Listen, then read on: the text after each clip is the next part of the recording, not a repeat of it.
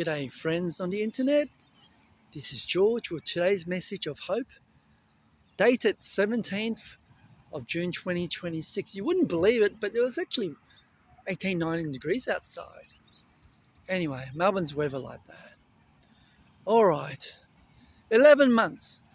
So that's how long it's been since I set foot in a McDonald's restaurant. I'll declare it's not for health reasons I didn't go. So I'm honest about that, because I actually think it's quite nice, tasty food. But it was more of a quiet value judgment. What do I mean? Well, these days I find it is small portions, but it comes with a big price tag. So at some point the equation stopped making sense and I stopped going. Except 11 months ago, when someone at church turned up with a generous coupon to buy McDonald's foods. Yeah. Hey, the theological conviction evaporated almost instantly. Quite a few number of our church people was loading up at the McDonald's restaurant. Of course, I truly joined them. Hash browns, man, the whole works. I was not ashamed. Believe me, the supersized me guy had nothing on me on that day. Yep, I was hogging it. Now, it turns out a Brooklyn pastor recently had a very different McDonald's experience. Brooklyn in America. He bit in a McCrispy chicken sandwich, detected something wrong. He took a closer look and discovered mold was on the bun and on the meat. Actually, I find it hard to believe. Anyway, he ended up in the emergency room. So more than 6 weeks of recovery. That's how long it took. And in the middle of it all, he was shaking, vomiting. Generally, he was really frightened. I'm sure he was panicking. And he prayed and begged God to help, which is the right thing to do, because that instinct is exactly the right one. We should pray over our food. We should thank God for what He provides and ask Him to bless it. I do that on a daily basis, every time I have a meal. But here's the question that story left me sitting with. What if we brought that same prayerful attention to our daily choices before the crisis arrives? Now, of course, there are things out of our control. We can't predict it, right? I understand. I'm not talking about those extreme cases. Now, we pay attention when something dramatic forces us to. Isn't that the case? The pastor paid attention when he was in the ER. Morgan Spurlock, that supersized me guy, the director, yeah, he paid attention when he made a documentary about it. And personally, a dentist I knew from church many, many years ago spent a year working in country Victoria. Well, guess what? He told me he had KFC every lunchtime. It was convenient. Just walk in the store, order, and you get your food because no fault required. And he did that, and he told me he wondered why his cholesterol results forced the conversation in his daily choices that had been quietly trying to start for months. He questioned, why did his cholesterol go up? Well, to me, it was a no-brainer. He told me afterwards. Yeah, exactly. The dramatic gets our attention, doesn't it? The ordinary drifts, and most of us aren't living dramatically. Isn't that true? We're just drifting quietly. One convenient choice at a time, of course. Yeah, I'm guilty of that too. Have a listen to this, right? Mark chapter 7, verse 15. Jesus is speaking to the Pharisees, who were fixated on ritual purity laws. What a person ate, what they touched, and what went into them. And he says, there's nothing outside a person that by going into him can defile him. But the things that come out of a person are what defile him. Yes, I believe it. Jesus is making a specific point here about ritual law and heart. But I think the principle lands somewhere much closer to home even. What comes out of us is where the real account is kept. Okay? Not what we consume. What we did with what we were given is the capacity, the time, and the body. Now, I'm not suggesting diet doesn't matter. I'll be a fool to say that. It clearly does, right? And think of another extreme example. George Burns, he allegedly smoked cigars every day of his adult life and live to be 100. There's an exception, right? You'll get my point soon. Yeah, there's always going to be exceptions. But you cannot build a stewardship strategy on the exception. The question is whether you are being a faithful manager of what God actually gave you.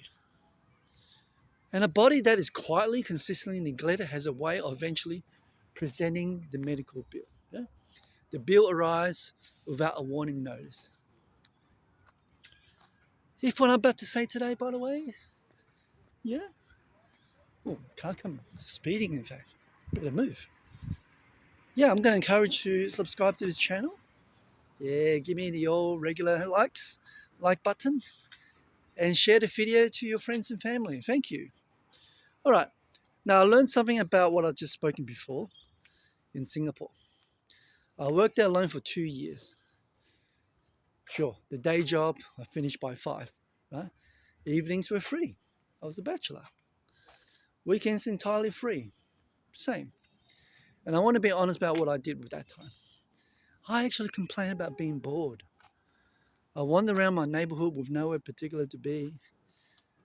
There were some nights I spent in the library, and I wish I could tell you it was purposeful, but mostly I went there to sit. That wasn't because it wasn't my apartment. Plus, they had aircon.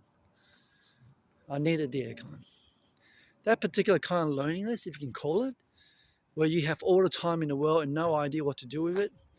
Yes, it has a texture I still remember clearly. Well, the cleaning lady at work asked me once if I would tutor her young granddaughter. You see, she wanted her not to speak like a local accent. They call it Singlish. And I politely said no, because I didn't have any confidence in my English. I told her. Deep inside, I didn't have any confidence in the ability to teach people, really.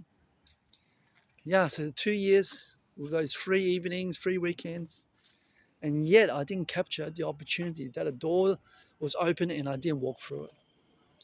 What I see now isn't missed income. It's the capacity that left on the shelf, yeah? Time and ability that were genuinely mine to use. Doors open and I handed them back unused. Blah. Anyway, you can't reverse what has happened. I just want to say that was a remarkable mistake, but I have recovered. Now, I know of a man who built something across 40 years that cannot be recovered though. Yeah? He started an umbrella manufacturing business back in the early 1960s. That was his life's work, right? The thing that got him up in the morning and the thing he poured himself into across 4 decades. So I personally know this guy. Then he had a stroke in his 70s. Yeah, poor guy. Even till today, he cannot speak properly. No. He barely could even walk, actually. He cannot run the business, obviously, and he cannot enjoy the retirement he spent a lifetime working toward. The thing he built with his hands across those 40 years, I'm afraid he can no longer reach it. I don't even know if he thinks about it. I don't tell you that to frighten you, because I tell you because nobody saw it coming, least of all him.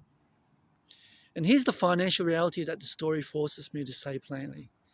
Health crises do not send a calendar invitation. Did you get that? If you have ever thought about income protection or trauma insurance, please don't wait until after a bad episode to look inside it. That's precisely when it becomes expensive, it gets restrictive, or unavailable altogether. No, you don't want that. The time to act is now. While you're healthy, while the choice is still freely yours to make. That's my tip for you, okay? And here's the thing, stewardship of the body is stewardship of capacity. You cannot give generously if you are constantly ill. I think you probably have a miserable time.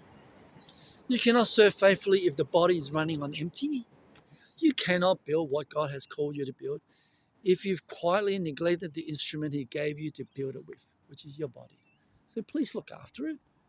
And here's my challenge to you this week. Just one thing, right? I think it's more apparent in the Western world, maybe. I don't know. I see a lot in Asia too. Right? It's not necessarily a complete diet overhaul or a resolution you're going to ban by 2 days' time, right? There's one category of the sugary food. I would like you to cut it off this week if you can.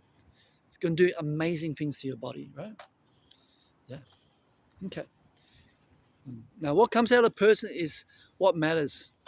That's what we were talking about before. And faithful stewardship of this body, hey, the one that God gave you, gave me, the one you are living, your one life inside, that is something that comes out of a person who understands they're managing something that belongs to him.